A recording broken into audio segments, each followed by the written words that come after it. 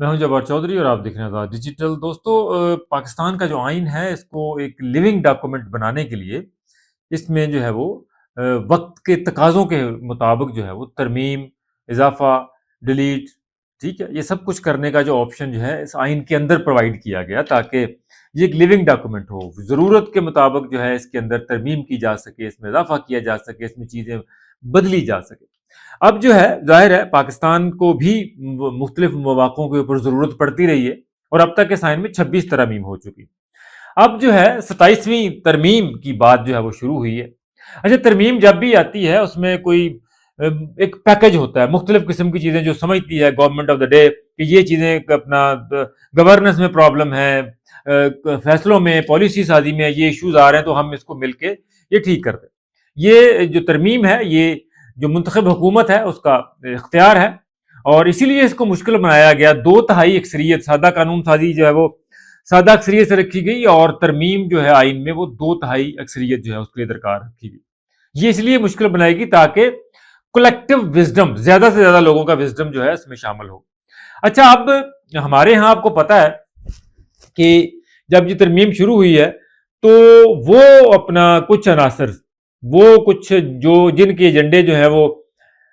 معذرت کے ساتھ ہندوستان اور اب ان کا نیا عشق جو ہے وہ افغانستان ہے،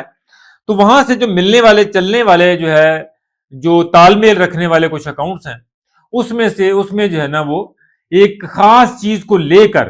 آرٹیکل 243 کے حوالے سے جو ہے نا وہ پروپیگنڈا شروع ہو گیا۔ اس ترمیم میں بہت ساری چیزیں اور بھی آئیں گی اگر یہ ترمیم پاس ہوتی ہے۔ ابھی ڈرافٹ کے سامنے نہیں ہے اس لیے ہم اس میں بہت زیادہ ڈیٹیل سے بات نہیں کر سکتے، لیکن اگر اس میں ترمیم ہوتی ہے تو اس میں بہت سارے جو چیزیں آئیں گی، اس میں ایک کمپریہنسو قسم کا پیکج ہوگا۔ لیکن جو ہمارے ملک کے دشمن عناصر ہیں،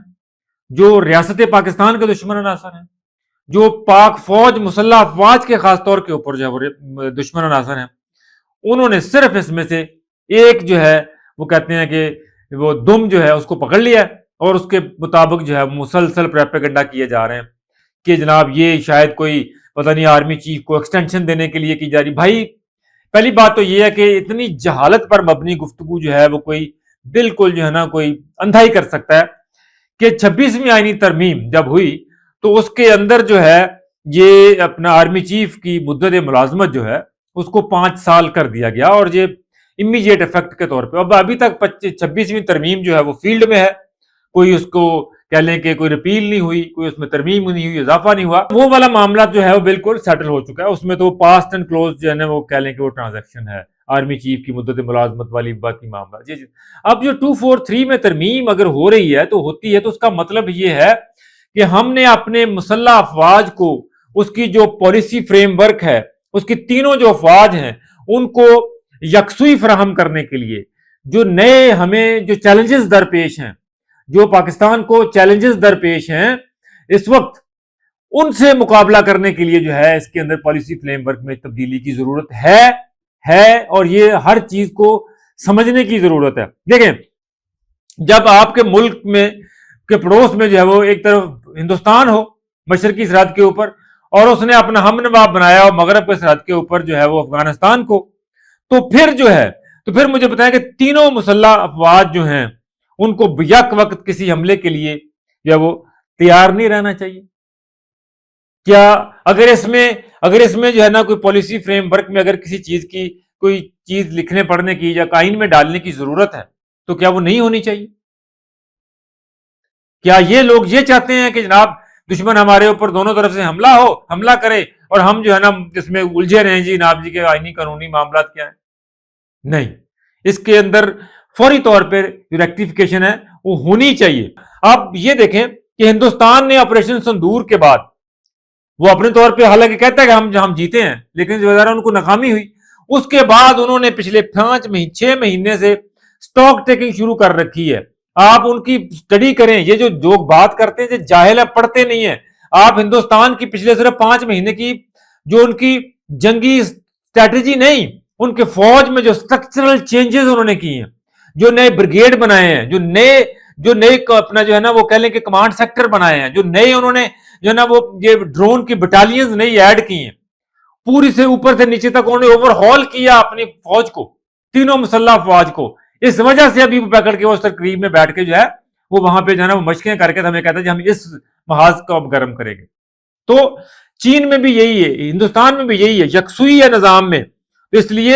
لیے یکسوئی کے لیے پاکستان میں بھی ایک قانون سازی کی ضرورت ہے. تو کیا قانون سازی نہ کریں؟ کیا ہم ان جاہلوں کی باتیں سن کے اپنا آپ چھوڑ دیں کرنا؟ یہ لوگ تو کل کو پھر پکڑیں گے جناب, پھر کہیں گے فوج نے دفاع نہیں کیا, فلاں لیپس ہو گیا, یہ ہو گیا, وہ ہو گیا. تو یہ چیزیں جو ہے یہ کم از کم جو ہے, میں ہمیشہ کہتا ہوں کہ کم از کم جو ہے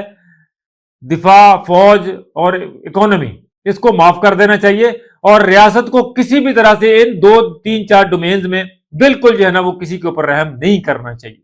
ہارڈ اسٹیٹ بننا چاہیے. اور پھر جناب دیکھیں فیلڈ مارشل اعظم منیر کی, اور مجھے یہ بتائیں کہ مارکا ایک فیلڈ مارشل سید اعظم منیر نے لڑا, ڈیزائن کیا, شکست دی, پوری دنیا میں جو ہے وہ بلے بلے ہوئی پڑی ہے.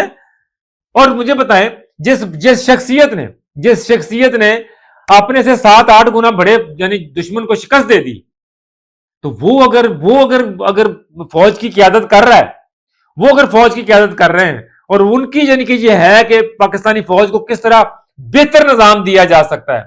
بہتر طور پہ یکسوئی لائی جا سکتی ہے تینوں مسلح افواج میں, کوارڈینیشن میں, ڈیٹا انٹیگریشن میں, باقی چیزوں میں, تو پھر اس سے بہتر جو ہے وہ اور بندہ کون ہو سکتا ہے؟ اگر وہ کر رہے ہیں تو اس کے مطلب ان کو اعتماد, ہمیں اعتماد رکھنا چاہیے, ان کے اوپر ٹرسٹ رکھنا چاہیے اس قوم کو, کہ انہوں نے اگر آپ کی پہلے عزت بچائی ہے تو آئندہ بھی وہی عزت بچائیں گے نا. اگر کوئی اس نظام, اگر نئے نظام کی ضرورت ہے تو. کہ پاکستان کی جو قیادت ہے فیلڈ مارشل اعظم منیر کی زیر قیادت فوج ہے, اس میں اسٹرکچرل ریفارم کی شکر کرے کہ کسی نے یعنی کہ نا یہ اس اسٹرکچرل ریفارم کے حوالے سے سوچا ہے کہ ہمیں جن چیزوں کی ضرورت تھی ہمیں کم از کم آئین کے ساتھ وہ ہم آہنگی جو ہے وہ اس میں پائی جائے. ان کو آئین کے ساتھ ہم آہنگ کرنے کے لیے اگر کسی نے سوچا ہے تو آپ کو کم از کم جو ہے نا وہ تھوڑا سا دماغ, یہ بند دماغ تھوڑے سے کھول کے کلٹ سے باہر نکل کر ملک کا سوچنا چاہیے. کیا ملک کا سوچنا چاہیے. اس لیے ابھی آج آپ جو ہے نا وہ چھوٹے سے گین کے لیے صرف کچھ اپنے کہہ لیں کہ کلٹ کی پوجا کرنے کے لیے اپنی فوج کے پیچھے لگے ہوئے ہیں, اور آپ اعلی کار بن رہے ہیں. پاکستان آرمی کا طاقتور ہونا نہ افغانستان کو پسند ہے نہ ہندوستان کو پسند ہے. اور پھر دیکھیں کہ اگر کسی اس ملک کے اندر بھی اگر کسی کو تکلیف ہے تو پھر اس کا مطلب ہے کہ اس کا شمار جو ہے, اس کی جو کہہ لیں کہ جو باغ دوڑ ہے یا ڈور ہے, وہ پھر کون ہلا رہا ہے. تو آپ جانے انجانے میں دشمن کے اہلِ کار مت بنے, اور یہ جو کام ہو رہا ہے اس کو پہلے سمجھیں کہ یہ جو 3-4 جو مسائل میں نے سامنے رکھے ہیں کہ آپ کی ایک سرحد کے اوپر ایک دشمن بیٹھا ہے, دوسری سرحد کے اوپر دوسرا دشمن بیٹھا ہے, ایک دشمن جو ہے نا وہ اپنی فوج میں اوپر سے پوری اسٹرکچرل چینجز کر چکا ہے, اور ہم جو ہے یہاں بیٹھ کے ڈوڈگی بجا رہے ہیں کہ یہ فلانا. ہم چیزوں کو پرسنلائز کر کے دیکھنے کے عادی ہو گئے نیرو ویژن کے ساتھ. میں پھر کہتا ہوں